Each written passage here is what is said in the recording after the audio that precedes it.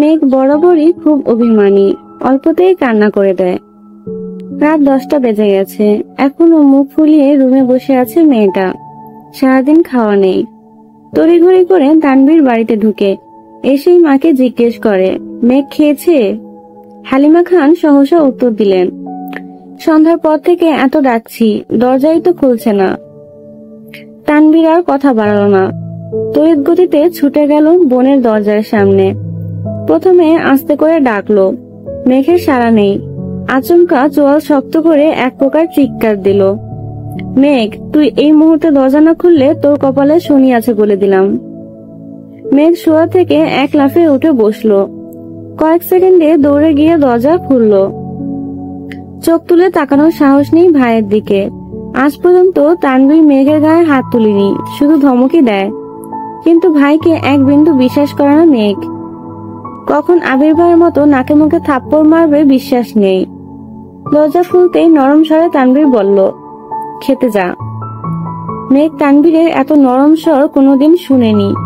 ভাবতেই পারছে না ভাই তাকে এত ভালোবেসে খেতে বলছে। খাওয়া শেষ হলে তোর ফোনটা দিস, তোকে একটা ফেসবুক আইডি খুলে দিব। তানভীরের এমন কথায় মেঘ আহাম্মক বনে গেল। তানভীর ভাই বরাবরই এরকম, নিজেই ঝাড়বে তারপর নিজেই আদর করবে, এটা সেটা কিনে আনবে মেঘের জন্য। কিন্তু আজকের বিষয়টা সম্পূর্ণ ভিন্ন। এত নরম স্বর কখনো শুনিনি এর আগে। নিমিষেই মনটা খুশিতে ভরে গেল মেঘের। খাবার টেবিলে বসে আপন মনে খাচ্ছে মেঘ। আজকে তার পছন্দের অনেক রেসিপি আছে, একটু একটু করে সব চেক করছে। কিন্তু রাগে ফুসফুস করছে মেঘের আম্মু হালিমা খান। হালিমা খান, সন্ধ্যা থেকে যে তোকে এতবার ডাকতে গেলাম, বের হলি না কেন? ঠিকই ভাইয়ের ভয়ে বের হয়ে আসলি। আমাকে কেন কষ্ট দেস? তোকে কে কি বলে 2 দিন পর পর না খেয়ে পড়ে থাকিস? 2 দিন পরে যে অ্যাডমিশন, না খেলে পড়বি কিভাবে? আর না পড়লে ভর্তি হবি কিভাবে? তুইও তোর ভাইয়ের মতো হচ্ছিস। সে সারাদিন ভন্ডের মতো টুই টুই করে ঘুরে, আর তুইও এখন তার ভাব নিচ্ছিস। খেয়ে না খেয়ে রুমে পড়ে থাকিস। আর শোন, মেয়ে মানুষের এত রাগজেদ ভালো না। তোর এই রাগজেদ সামলানোর জন্য আমরা সারা জীবন তোর পাশে থাকবো না। এতটুকু বলতেই চোখ পড়ে ড্রয়িং রুমে দাঁড়ানো আবিরের দিকে। আবিরের চাউনিতে পরিষ্কার রুষ্টতা, শ্যামবর্ণের মুখমণ্ডল কালো দেখাচ্ছে। কড়া কণ্ঠে মামুনের দিকে তাকিয়ে প্রশ্ন করলো, কি হয়েছে? পুরুষালী কণ্ঠে আটকে ওঠে মেঘ। হালিমা খান গলা নামিয়ে উত্তর দিল, খায় না ঠিক মতো, পড়াশোনা করে না, কি করবো ওকে নিয়ে? আবির পূর্বের অভিব্যক্তি বজায় রেখে উত্তর দিল, ওকে কিছু বলো না, কাল থেকে মেঘ টাইম টু টাইম খাবে। একটু এদিক সেদিক হলে সেটা আমি দেখব। আবিরের কথায় খুশি হয়ে গেল হালিমা খান। কিন্তু মেঘ খুশি হবে নাকি ভয় পাবে তা বুঝে উঠতে পারল না। এত বছর অভিমান করে মাঝে মাঝে না খেয়ে থাকলে তানভীর এসে ধমকে যা বুঝিয়ে খাওয়াতো, এখন সেই দায়িত্ব নিতে যাচ্ছে আরো একজন। 2 জন মিলে মেঘকে শাসন করবে, ভাবতেই মেঘের বুক কেঁপে ওঠে। আবার মনের মধ্যে অন্যরকম প্রশান্তিও কাজ করে মেঘের। আবির ভাইয়ের মূল্যবান সময়ের মধ্যে 5 মিনিট সময় যে মেঘকে নিয়ে ভাববে, এতেই খুশি খুশি লাগছে মেঘের। তৎক্ষণাৎ মনে পড়ে গেল তানভীর ভাইয়া বলেছে ফেসবুক আইডি খুলে দিবে। তাড়াতাড়ি খেয়ে রুমের দিকে ছুটলো মেঘ। রুম থেকে ফোন নিয়ে ছুটে গেল তানভীর ভাইয়ের রুমে, কিন্তু তানভীর ভাইয়া রুমে নেই। কিছুক্ষণ অপেক্ষা করলো কিন্তু কোথাও নেই। মোবাইল নিয়ে নিজের রুমে ঢুকতে যাবে, হঠাৎ শুনতে পেল তানভীরের কণ্ঠ, কিন্তু কোথায় আছে? বাধ্য হয়ে মেঘ জোরে ডাক দিল, ভাইয়া। তানভীর পাশের রুম থেকে উত্তর দিল, আবির ভাইয়ার রুমে আমি, আয়। আবির ভাই নামটা শুনেই মেঘের বুকটা হু হু করে উঠে চিন্তায়। নিজেকে নিজে সাহস দেওয়ার চেষ্টা করলো। তারপর গুটি গুটি পায়ে হেঁটে দরজায় দাঁড়ালো। তানভীর, ভেতরে আয়। মেঘ, মোবাইলটা দিয়ে যাই, তুমি কাজ করো। তানভীর, আরে ভেতরে আয়, বস তুই, তোকেও দরকার লাগবে। মেঘ আর কথা না বাড়িয়ে চুপচাপ খাটের কর্নারে বসলো। আবির নেই রুমে, ওয়াশরুমে আছে মনে হয়।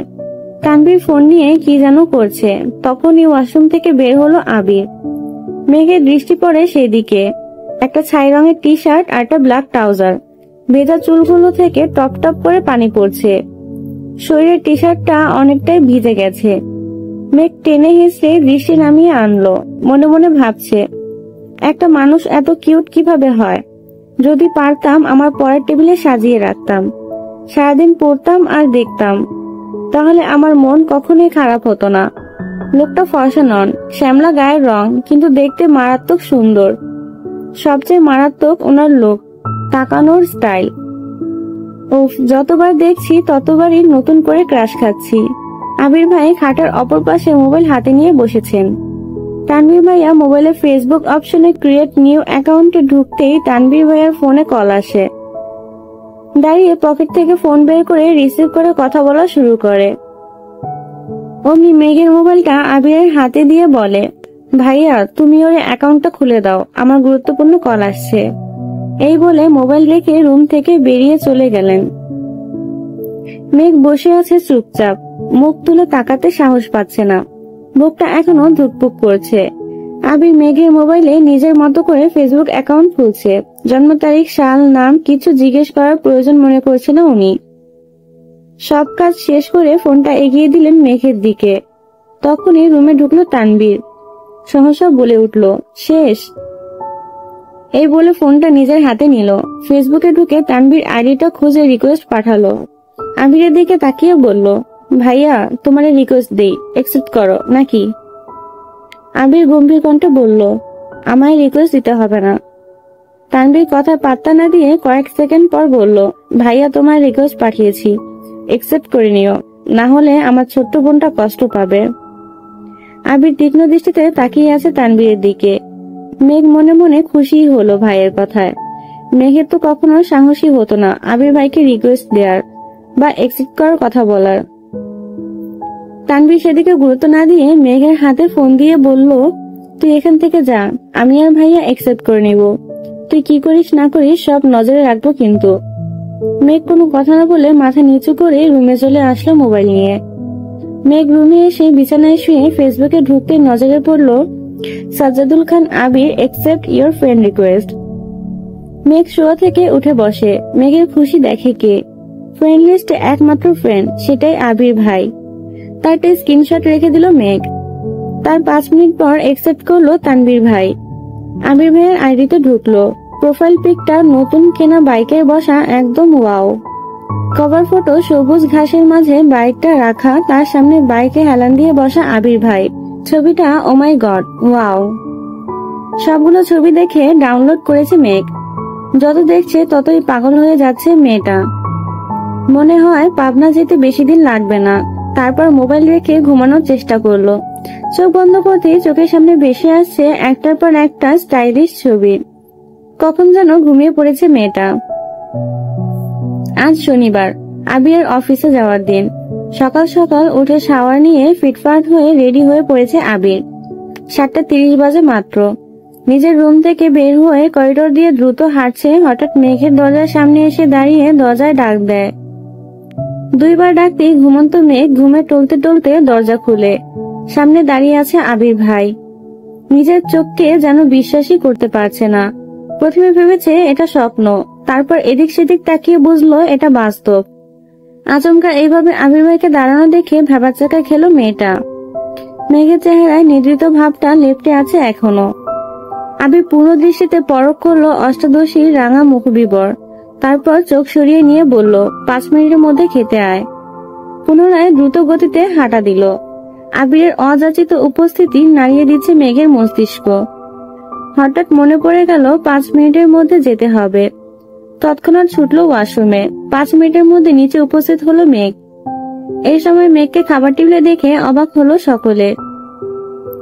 2 বছর যাবৎ মেয়েটা সকালে সবার সাথে খায় না। প্রাইভেট থাকলে আগে খায়, না হয় সবাই অফিস বা স্কুলে চলে গেলে তারপর খেয়ে কলেজে যায়।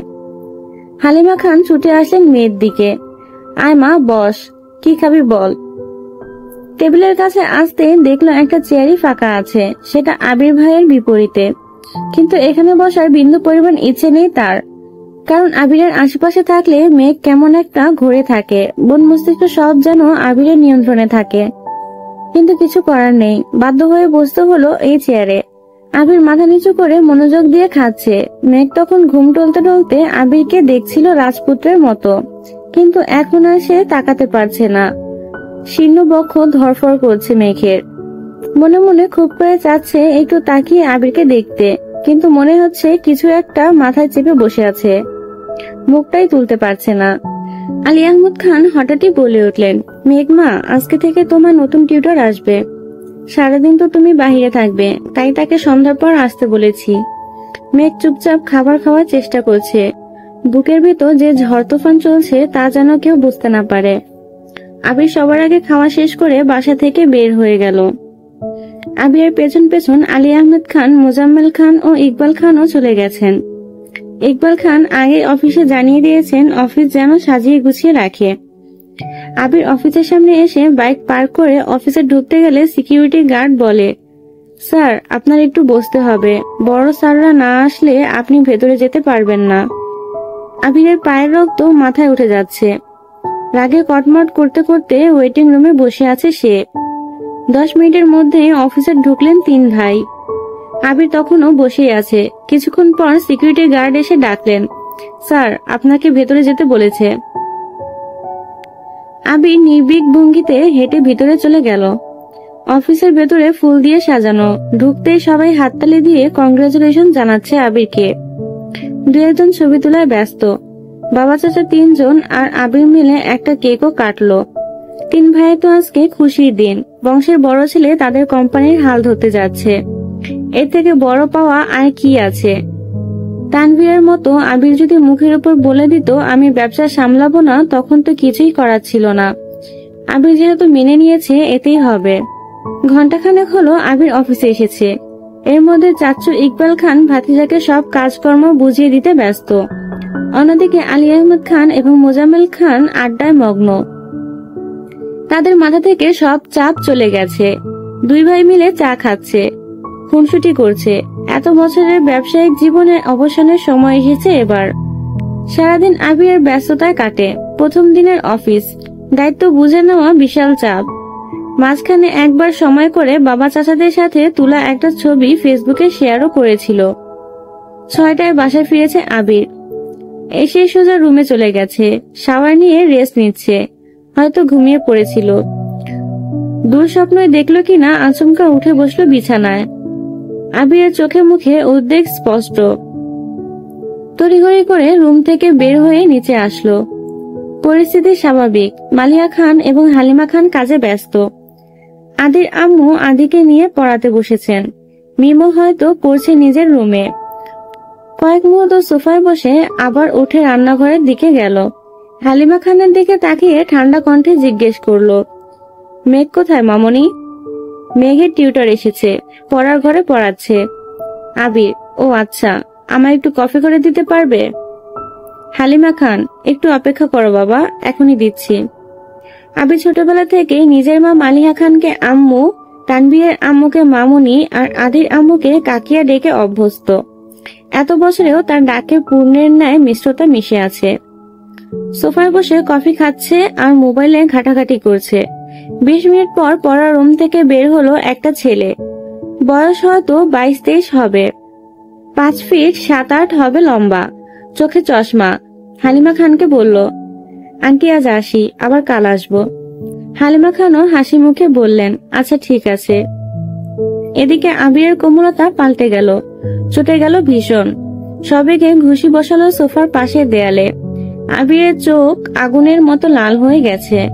এক মুহূর্ত বসলো না, সোজা ধপধপ করে সিঁড়ি দিয়ে উঠে নিজের রুমে চলে গেল।